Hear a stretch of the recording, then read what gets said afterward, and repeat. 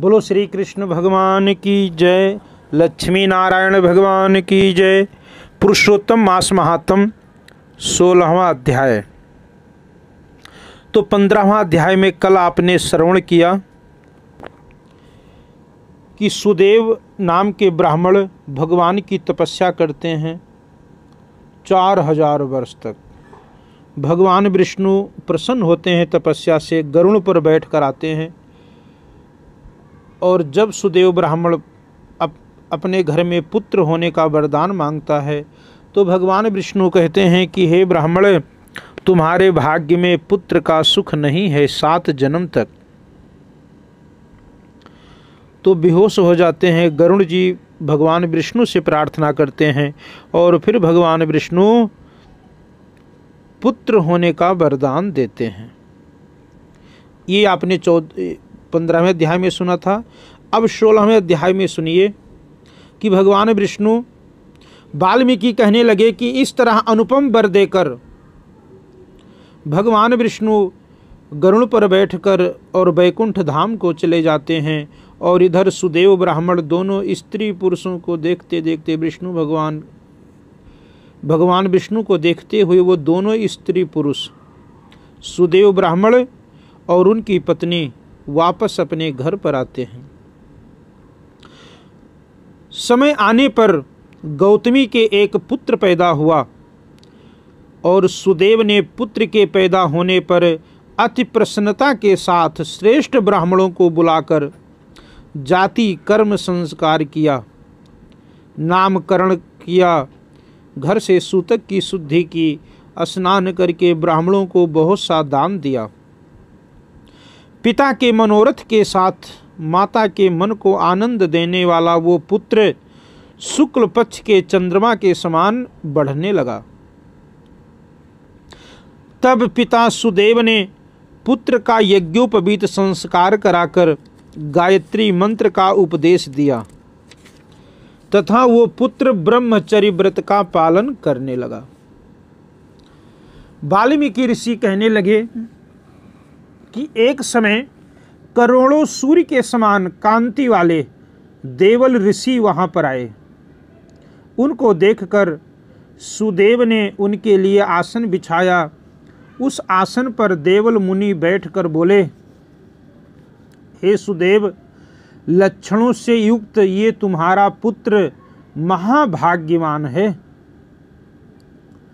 परंतु इसमें एक ही दोष है।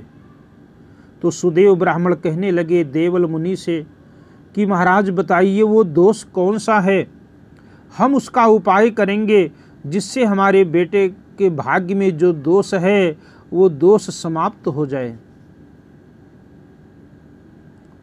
देवल मुनि कहने लगे, हे सुदेव, तेरा ये पुत्र 12वें वर्ष में जल में डूबकर और मर जाएगा, जिससे तू मन में सोच नहीं करना। अवश्य होने वाला तो होगा ही, इसमें कोई संशय नहीं है और इसका कोई उपाय भी नहीं है। वाल्मीकि जी कहने लगे कि देवल ऋषि के ऐसे वचन सुनकर सुदेव शर्मा जैसे उसने सुना, क्योंकि उसने 4000 वर्ष तक तपस्या किया था, तब भगवान विष्णु की कृपा से उसे पुत्र मिला था और अब वही पुत्र केवल 12 वर्ष तक जीवित रहेगा। तो जैसे ही सुदेव शर्मा के कानों में ये शब्द पड़ा, वो तत्काल ही जमीन पर गिर गए। और इधर देवल मुनि ब्रह्मलोक को चले जाते हैं। गौतमी आती है। गौतमी ने जब, उनकी धर्म पत्नी है सुदेव ब्राह्मण की, तो गौतमी जब सुनती है तो वो भी बहुत दुखी हुई, रोने लगी, अनेकों प्रकार से विलाप करती है कि हे प्रभु, हे नारायण, आपने हमारे साथ ये क्या किया कि इतने वर्षों के बाद हमें पुत्र दिया, वो पुत्र भी 12 वर्ष के बाद मृत्यु को प्राप्त हो जाएगा।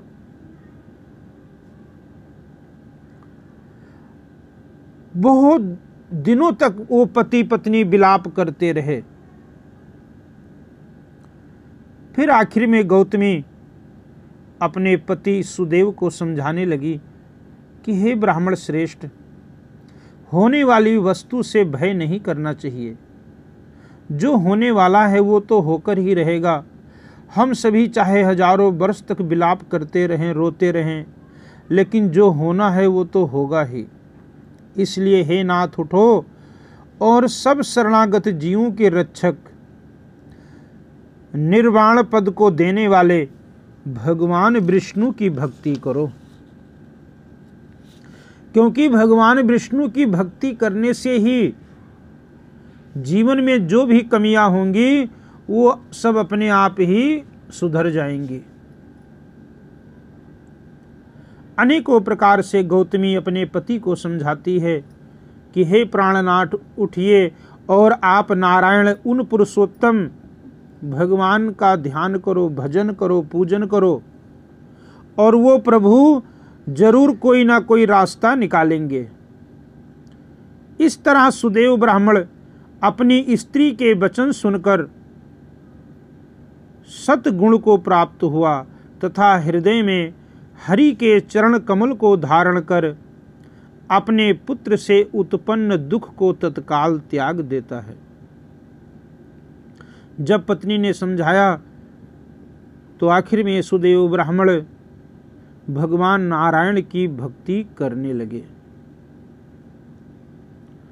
तो अब 17वें अध्याय में कल आपको श्रवण कराएंगे कि सुदेव ब्राह्मण का जो पुत्र है वो किस प्रकार से उसकी मृत्यु होती है, और फिर वही नारायण किस प्रकार से चमत्कार करते हैं, क्योंकि भक्तों की परीक्षा तो होती ही है। भक्त कौन जिसकी परीक्षा ना हुई हो? भक्तों की परीक्षा सबसे ज्यादा होती है। राजा हरिश्चंद्र, कितनी बड़ी परीक्षा राजा हरिश्चंद्र ने दिया था अपने जीवन में। एक चक्रवर्ती सम्राट थे, सूर्यवंशी राजा थे,